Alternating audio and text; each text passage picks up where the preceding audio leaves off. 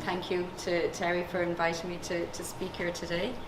And I actually went to college in Cork for a while, so even though I'm a proud Tipperary person, I am delighted to come back and visit Cork every now and again, so thank you for having me back.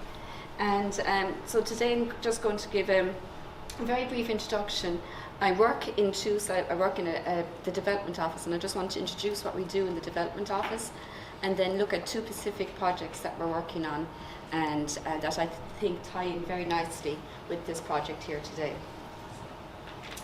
So TUS then, you might know us formally as LIT, Limerick Institute of Technology, and last October 1st we amalgamated officially with Athlone Institute of Technology, so now we're at TUS, the Technological University of the Shannon, Midlands and Midwest, and we're actually really proud to be able to say that now and to display our new logos, etc. Just to give you an idea of our geographical location, we're spread out across 6 campuses, including Athlone, Limerick, Ennis, Clonmel, and where I'm based is actually in Thurles. And I think that's one of the beauty of TUS, is that we're outreach into the community, and we actually mean that. We go out into the community and we have our campuses in places that, such as Clonmel, Thurles, etc. And we work closely with the communities in those areas. So as well as the academic side, we have our research. So we're over 14,500 students, as I say.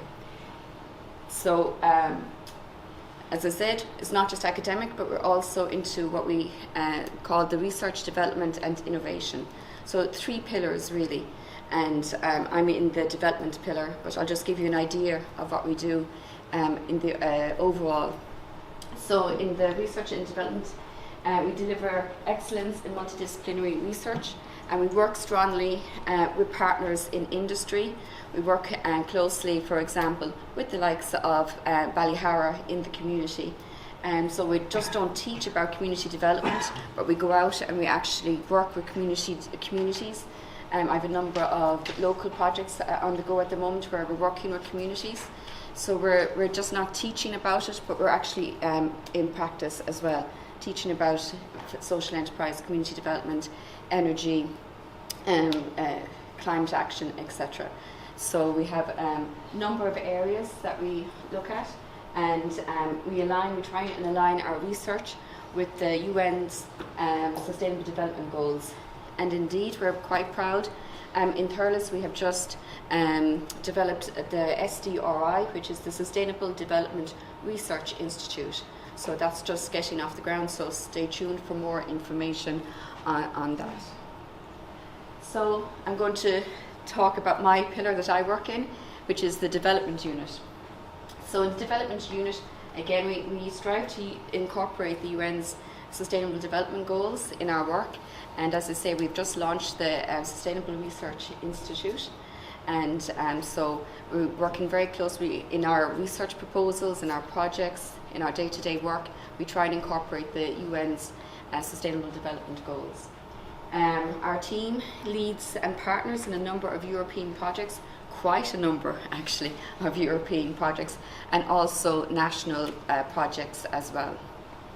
So we have particular strength in getting funding from, for example, Erasmus+, Interreg, etc. And I'm delighted to be here today with some of my European partners that I was involved in a number of projects with as well. In the development unit, we concentrate or we focus on a number of key areas, such as climate action, sustainable development, energy, technology for education. And then the areas that I focus in on are areas like social enterprise, rural development, and also community development, tourism, cultural and heritage issues, etc. So we have a number of areas that we're have a good focus in on. And a lot of the projects result then in development of training courses at different levels EQF, levels 5, 6, etc. But we have a number of training courses that are developed as a result of our projects, and I'll be talking about some of those today. So in the development unit, we support individuals, companies, industries, etc. to achieve economic but also social and environmental change as well. So, down to some of the projects. I'm going to talk about 2 projects today that I'm involved in. And the first one is SocialB, and which is really, really apt for today's conference, actually. So SocialB explores and addresses the skills gaps and training needs in educational and training programs that are focused on the social economy, on social enterprise. And we are going to be developing, or we have developed, a framework to develop the competencies of students of the social economy, of social enterprise practitioners, of social enterprise support agencies, and also HGIs and VETs as well, and other educational institutes that offer programs in the social enterprise area.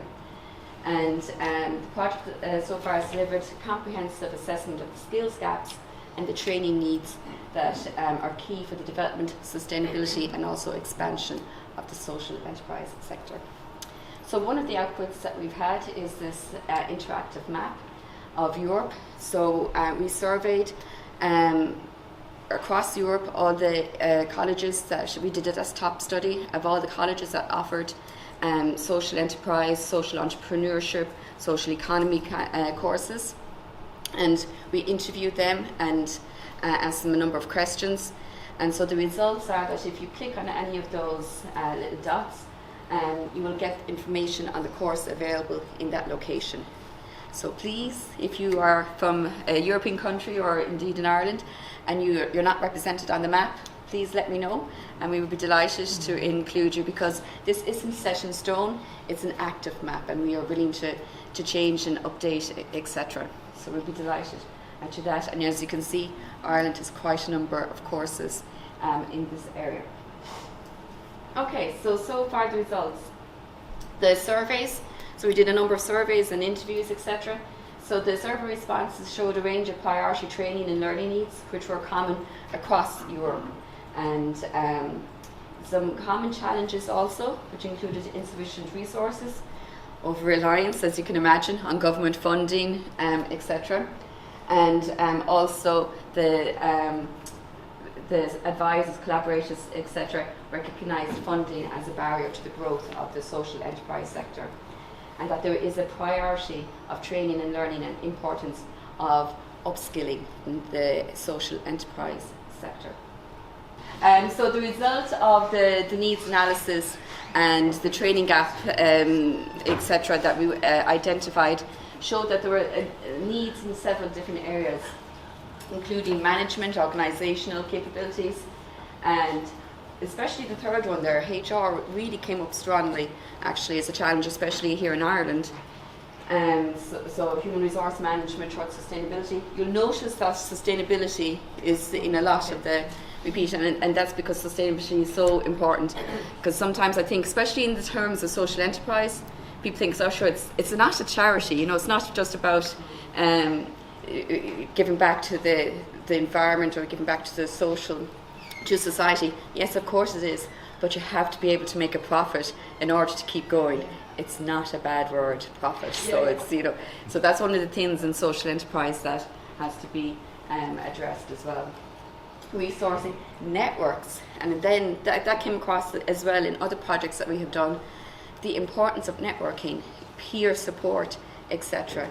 That is so important, and I think so apt then for this SIATE conference here today, and what you're trying to do as well with the networking, and so growth strategies, etc.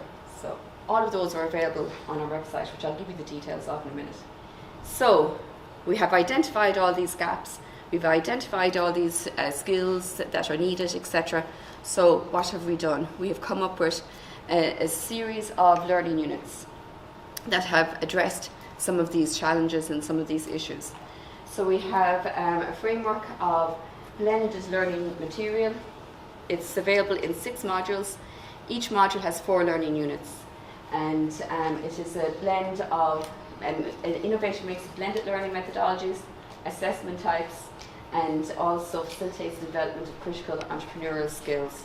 It's aimed at an EQF level 5 or 6, and it also incorporates innovative learning techniques and assessment in terms of face-to-face, synchronous e-learning, asynchronous learning, We also, what makes us different is that we include work-based learning in our learning, in our modules, so that the students and the social enterprise practitioners themselves will be immersed in the work-based environment. So obviously, social enterprise practitioners are already immersed in it, but they, or what happens is that students on the course are, they are brought into the social enterprise as well.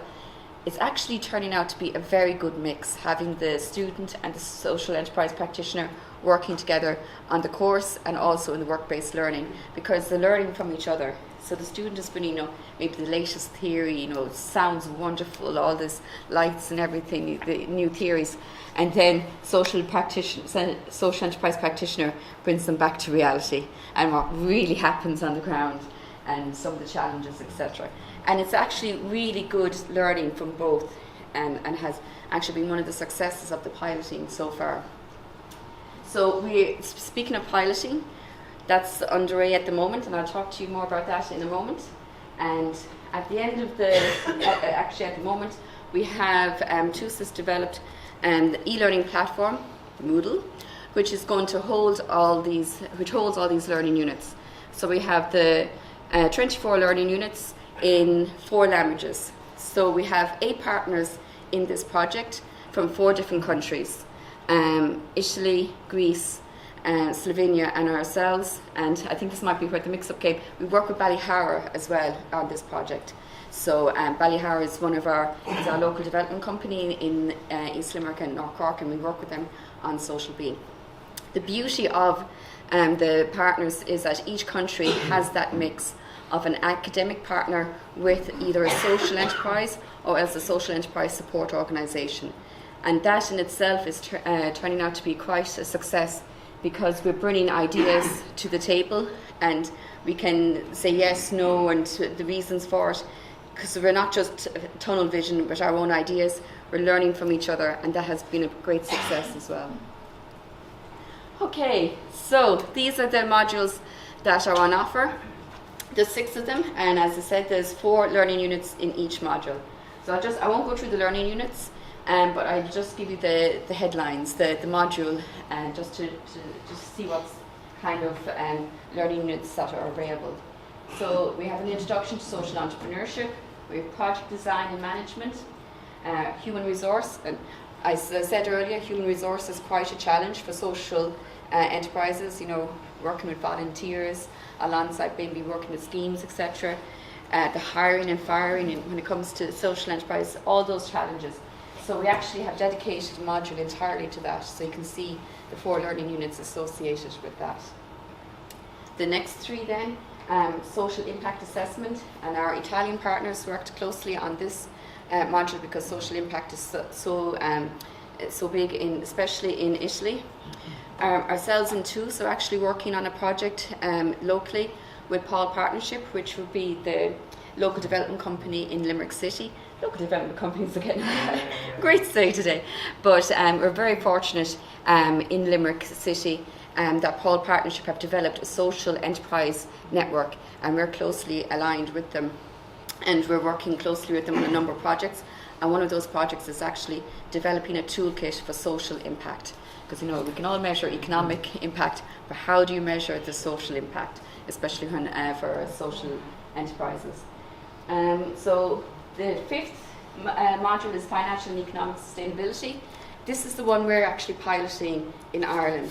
So each country is piloting 6 learning units, 1 entire learning unit, and then 2 other learning units.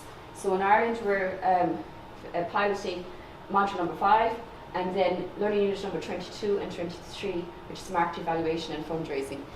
We focused in on the finance in Ireland because that's what came out in the surveys from Ireland, was the need for help in that area. Yes, there are courses already available in this area, but this is tailored especially for the social enterprise area. So when we're saying about developing, for example, how to build a business plan, but how do you build a business plan especially tailored for a social enterprise, etc. And because, as you can imagine, this can vary across Europe, funding, availability, etc. While we have developed, all the partners have developed these learning units together, we have also developed a train the trainer program. so that we can train our trainers in each country and they can adapt to suit the particular needs of each country. So, for example, in Ireland we have specific funding availability for social enterprises, etc. So that will, the trainers that are delivering the program here tweak they change and adapt the course to suit Irish context. So, if anybody would love to join us on the social enterprise piloting, I'll give you the email in a minute, and please contact me because these courses are being delivered at the moment. Our first one is just finished, so we have 5 more to go. And please, if you are from a social enterprise background yourselves, or if you are interested in social enterprise, or if you know students in the social economy, etc., please, this is definitely a course that would be of interest to you, and please do get in contact with us because this is a very exciting course that we are delivering. Is it free? Oh, it's free. I forgot. Actually, that was mentioned to me in promoting it. Make sure you emphasize it's free.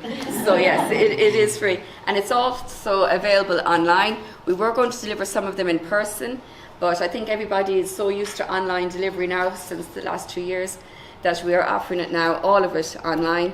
So even people from the Republic of Cork can join our courses on SocialB. Is there an eligibility criteria? No, just if you're in the social enterprise or social economy background, or if you have an interest in that area. So that's all the criteria. So please, anyone, you'll be more than welcome, and I'll give you my details in a second, or else it's at the end of the presentation. I can't remember, but anyway. It's at the end. Is it at the end? Yeah, thank you. Okay, so what do we hope? Oh, you'll give me more time, won't you, James? Because I'll promote. So the outcomes are we're trying to have a change in the HEI curriculum, and I'm delighted today that we have some people in the educational background that might be able to incorporate SocialB into some of their training programs, or to offer it at some level maybe. I don't know, you can talk to me afterwards, it's not a problem. And so that's what we envisage, is that HEIs and VETs will pick this up either in its entirety or in part, and to deliver this course. Just briefly then on another project that we were involved with, and with some of my partners here as well, I'm delighted to see you again today. EMwoSE was a terrific project to be involved in, really energising project. It's about empowering women from ethnic minorities in social enterprise. And it really, I suppose one of the things is we highlighted some of the challenges that women from ethnic backgrounds are facing when it comes to engaging in social enterprise, but we also highlighted some of the ways they overcame this and the successes that came about. So the participants, we surveyed and also had interviews from over 100 female social entrepreneurs from 6 European countries. And the countries involved are Ireland, the UK, Germany, Greece, Italy, Lithuania and Turkey. And these are just some of the outcomes. As you can see, 80% had education levels ranging from secondary to undergraduate or the equivalent, and 80% work on small social enterprise, medium enterprises, etc. And so the women from ethnic minorities, one of the findings was that they contribute to the local economy by supporting the local market, by integrating vulnerable groups, by promoting different cultures, foods, etc., through social entrepreneurship. So empowering women from ethnic minorities through social entrepreneurship is important not only for themselves at an individual level, but important for us at societal level as well. So some of the challenges that what motivated them was social impact. Working in social enterprise can sometimes give a better work-life balance. It can give better flexible working hours, etc. So those are some of the motivations behind working in a social enterprise. But there were also challenges involved, and some of these, I suppose, are quite obvious in one way. For example, the language barrier, which was spoken about already previously today. Also difficulties in reaching their target group, a lack of interest, and also attitudes towards female employment and cultural barriers is in relation to business life. So We surveyed both the women themselves, but also the agencies that were involved in supporting the women, so business supports, etc., local development companies, LEOs, etc. We would have interviewed, and they had similar opinions on the challenges faced by the female social entrepreneurs. For example, finding accommodation, childcare, understanding the language, etc. So these are difficulties that both of them recognised. Some of the skills then that they offered were intercultural skills, communication, networking, as you can imagine, and then a range of business skills. So we developed a number of modules based around the challenges that were identified and also the skills that were needed. And so that these modules would help empower women from ethnic minorities in improving their knowledge and skills. Also by mentoring women, again the importance of this networking and support system, and also that Europe is not fully exploiting its social entrepreneurship potential, as fewer women than men start or plan to start social enterprises.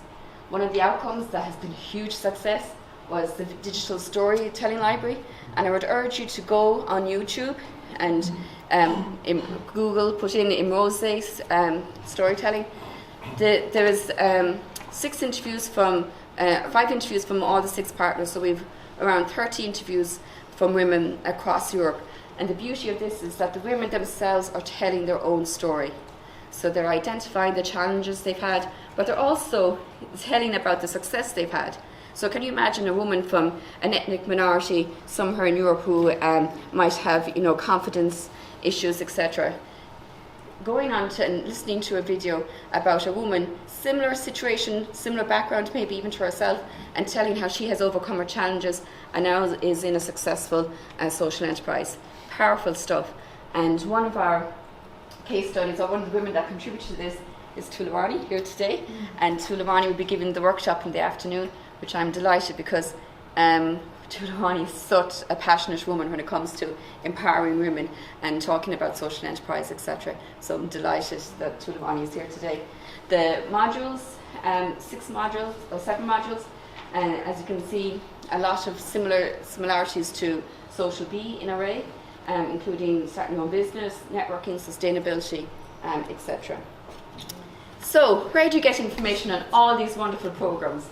If you email me, marie.taylor@toos.ie, or if you go onto the RDI website, the TOOS RDI website, you'll also get information on us. Please, can I ask you to go onto the SocialB website, which is socialb-erasmus.eu, and if you scroll down, you'll see a newsletter. Would you mind signing up for the newsletter, please? It would help me tick a box, but would also help you as well in giving you more information on the courses that are available and on SocialB in general, which also give you the outputs to the project so far, like our literature review, our needs analysis, etc. So there is actually some very good information on social economy across Europe in those reports. And our courses, as I say, are available at the moment on Moodle, available through TOOS. And so if you would like more information on those courses, please email me, marie.taylor@toos.ie. And as I say, anyone with a background or an interest in social enterprise or social economy, we would love to hear from you for those courses. Thank you very much.